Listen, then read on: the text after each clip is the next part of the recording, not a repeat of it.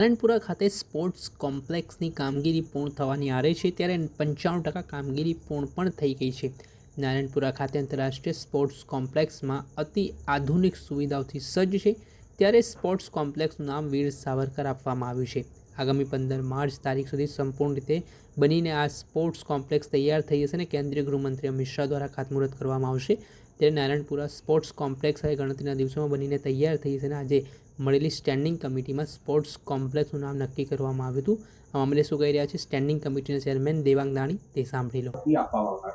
અમદાવાદ મહાનગરપાલિકા આગામી ઓલિમ્પિક માટે 2036 ઓલિમ્પિક માટે તૈયાર છે ત્યારે દેશના વડાપ્રધાન માનનીય નરેન્દ્રભાઈ મોદી સાહેબ, ભારત સરકારના ગૃહ સહકારી મંત્રી આદરણીય અમિતભાઈ શાહ સાહેબ અને રાજ્યના માનનીય મુખ્યમંત્રી ભૂપેન્દ્રભાઈ પટેલના વિઝનથી નારણપુરા ખાતે સ્પોર્ટ્સ કોમ્પ્લેક્સ આંતરરાષ્ટ્રીય કક્ષાનું લગભગ પૂર્ણતાને આરે છે। 95% જેટલું તેનું કામ પૂરું થઈ ગયું છે।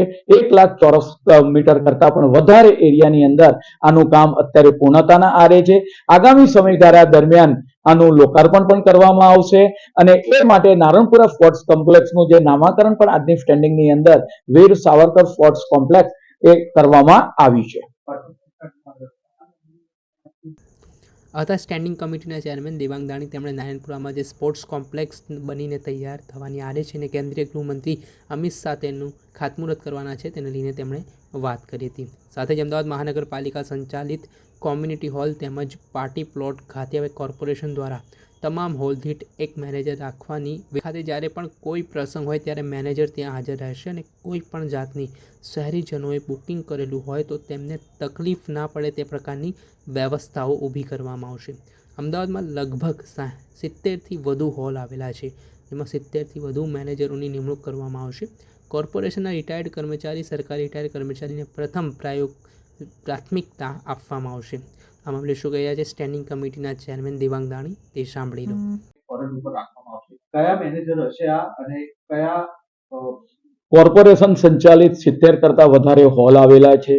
લોકોની અવારનવાર ફરિયાદો મળતી હતી। પ્રાથમિક સુવિધા જળવાઈ જ્યારે કોઈ પણ મિડલ ક્લાસ વ્યક્તિ આ હોલ ભાડે લે ત્યારે એને સુવિધાના કામો સ્વચ્છતા હોય, પાણી હોય, તદ ઉપરાંત આપણે વાત કરીએ પ્રસંગ સારી રીતે પાર પડે એ માટે હવેથી કોર્પોરેશન દ્વારા દરેક હોલ દીઠ એક મેનેજર રહે એ માટેનું આયોજન કરવામાં આવ્યું છે અને પરિણામે આપણે વાત કરીએ કે રાજ્ય સરકારના કર્મચારી, કોર્પોરેશનના રિટાયર્ડ કર્મચારી કે કેન્દ્ર સરકારના રિટાયર્ડ કર્મચારી હોય તે આ હોલની અંદર આપણે મેનેજર તરીકે સેવા આપશે। પરિણામે જે રીતે કોર્પોરેશન દ્વારા હોસ્પિટલને નોન ક્લિનિકલ પોસ્ટ ઊભી કરી છે એવી જ રીતે સારી સુવિધા નગરજનોને મળી રહે એ માટે કોર્પોરેશનમાં હોલ મેનેજરની પણ નિમણૂક દરેક પ્રત્યેક હોલ દીઠ કરવામાં આવી છે।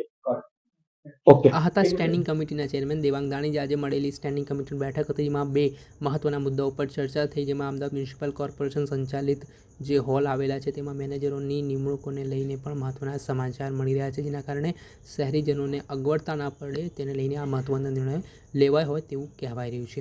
દર્શક મિત્રો એન કવરેજ ન્યૂઝના લાઇક કરી લો, સબસ્ક્રાઇબ કરી લો અને શેર કરવાનું ભૂલતા નહીં।